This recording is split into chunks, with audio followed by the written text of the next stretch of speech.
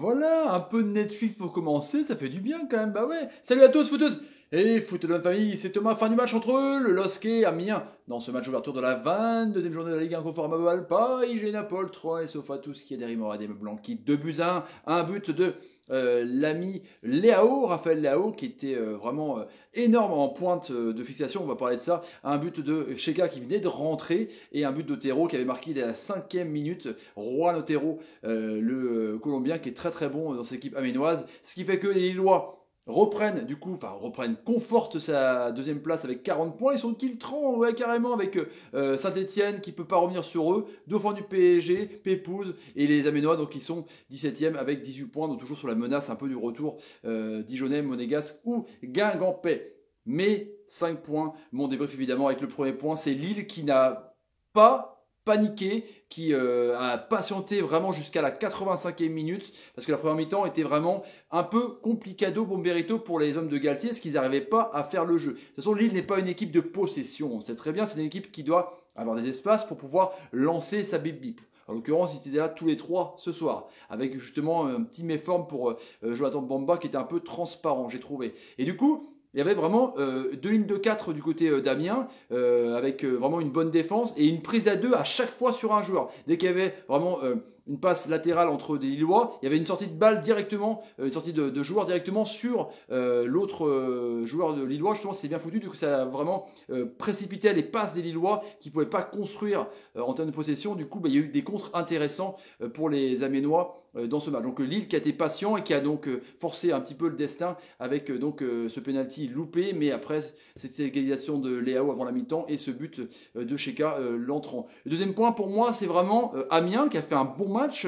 Ils sont en manque un peu, comment dire, de joueurs de classe, on va dire Kakuta qui en pourparler justement qui revient du Rayo Vallecano. Après il y a aussi Konaté qui va revenir de blessure. Normalement Moussa Konaté le meilleur buteur avec 13 buts l'an dernier du côté du ASC, mais c'est une équipe vraiment pragmatique qui joue plutôt bien au ballon, qui fait des belles sorties de balle, j'ai trouvé dans ce match avec le milieu de terrain Niaoré Monconduit. C'était vraiment assez intéressant, j'ai trouvé, avec des bons latéraux, une très bonne défense, et puis devant c'est vraiment dès qu'il y avait une récupération de balle très haute avec de l'agressivité du milieu de terrain, ça portait pleine balle sur Cheikh Timité qui était vraiment assez intéressant, l'ivoirien, avec Mendoza et puis Otero, le Juan Otero, le Colombien, qui sur cette superbe action justement où c'est parti en contre, et ben là il y a vraiment un bon travail de Timité qui intervient et mystifie la défense lilloise qui était un petit peu aux abonnés absent.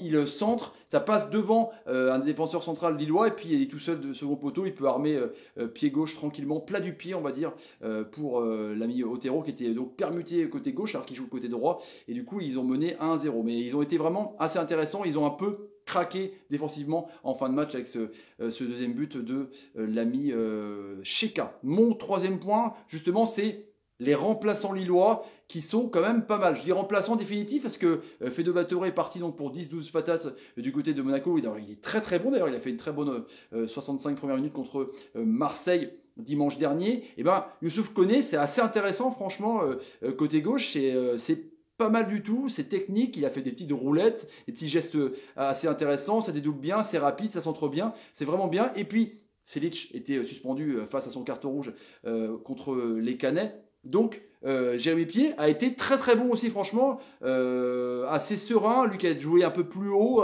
à Southampton et aussi à Nice, on sait qu'il est bien monté, il a une bonne patte technique et donc il délivre un superbe centre pour la tête de Cheka et le but victorieux. En tout cas, franchement, les remplaçants. Thiago Maia, le seul qui était un petit peu en dedans, j'ai trouvé dans ce banc lillois qui était voilà un peu en manque de rythme parce qu'il joue pas beaucoup. Enfin, on dirait qu'il fait un petit peu la gueule. Ça vaut pas Cheka quand il est rentré, Cheka et Thiago Mendes quand il a retrouvé son pote, même si Mendes n'est pas sûr de rester, pardon, avec le mercato, il a un bon de sortie. Du coup, ça a été mieux, vraiment, on a vu directement la différence. En tout cas, les remplaçants, on avait un doute sur le banc lillois, et ben finalement, je trouve qu'ils en ont un, en tout cas, pour les Lillois. Le quatrième point, pour moi, donc, c'est l'arbitrage qui a été plutôt pas mal, on va dire, avec, donc, il y a eu ce penalty logique hein, avec Guano, qui a un peu mal...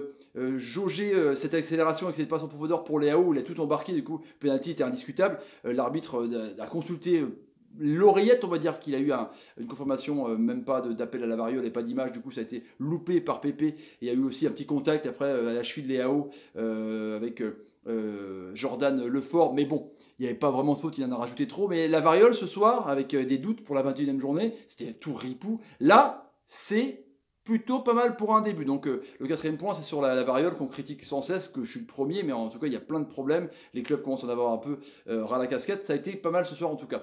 Et le 5e point, bah, c'est vraiment les ambitions de Lille, qui sont donc 2e dans cette Ligue 1 super ouverte. Et je les vois, moi, rester sur le podium. 2e, peut-être pas, peut-être 3e, ce serait vraiment bien en tout cas. Ça se passera avec un tour préliminaire de Ligue des Champions. En tout cas, Lille qui est vraiment bien embarqué, qui a des armes énormes, qui a un PP qui est complètement en feu, qui n'a pas marqué ce soir, mais il a fait pas une passe décisive, mais il était à l'origine quand même du premier but et le but de Léao. Mais Lille qui est costaud, et je pense que Lille, pourquoi pas, ouais, j'annonce quand même, peut se qualifier en Champions League. Voilà les amis, je vous laisse. Salut, salut, salut, salut, salut, et salut. Et partagez la vidéo, mettez des likes, mettez des commentaires. J'ai envie de savoir ce que vous en pensez sur ce match. Salut les amis, salut, salut.